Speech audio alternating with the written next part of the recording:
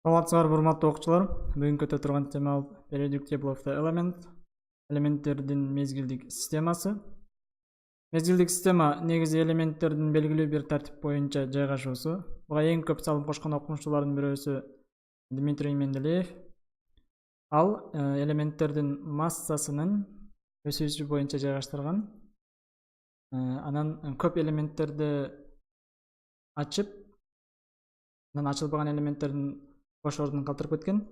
Андан кийин мезгилдик системанын жаңылануусуна жана азыркы мезгилдеги мындай болуп жайгашуусуна эң көп салым кошкон окумуштуулардын бирөөсү Генри Мазли. Ал элементтердин атомдук санынын өсүүсү боюнча жайгаштырган. Азыркы мезгилде ушул боюнча жайгашып турат. Өзүңүздөр көргөндөй, горизонталдык багыт боюнча периодторго бөлүнөт. Период.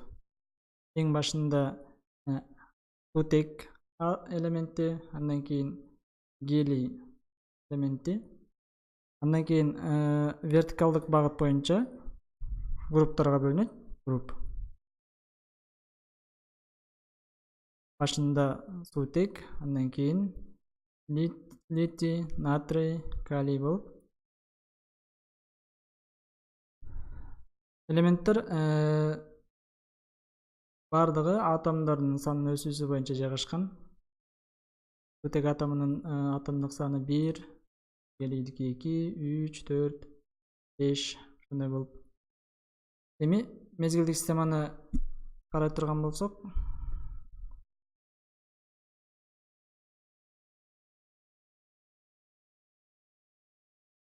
бул жерде элементтин аты, бул болсо символу, ал эми бул атомдук саны, бул кайсы группадан экени, андан кийин бул болсо салыштырмалуу атомдук массасы.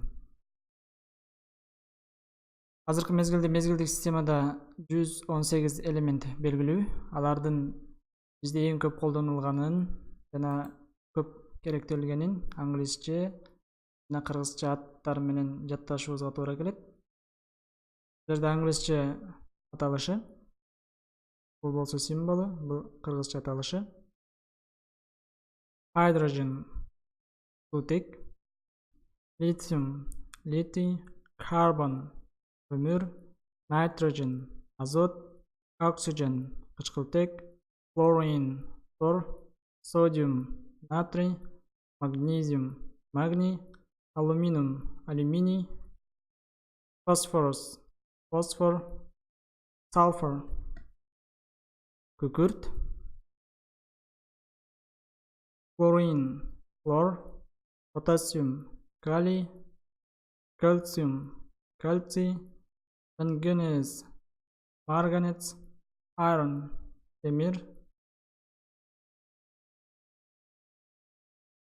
кобальт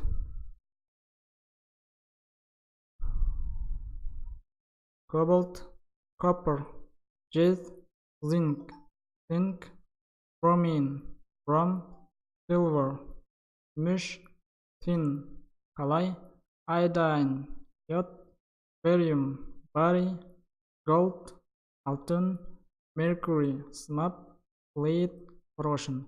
Ушул элементтер химияда эң көп колдонулуучу жана эң көп кездешүүчү элементтер. Булардын символдору менен жана кыргызча, англисче аттары менен жаттаганга туура келет. Сөзсүз жатташыбыз керек. Ушуну менен бүгүнкү сабагыбыз аяктады. Кийинки сабактардан көрүшкөнчө сак саламат болгула.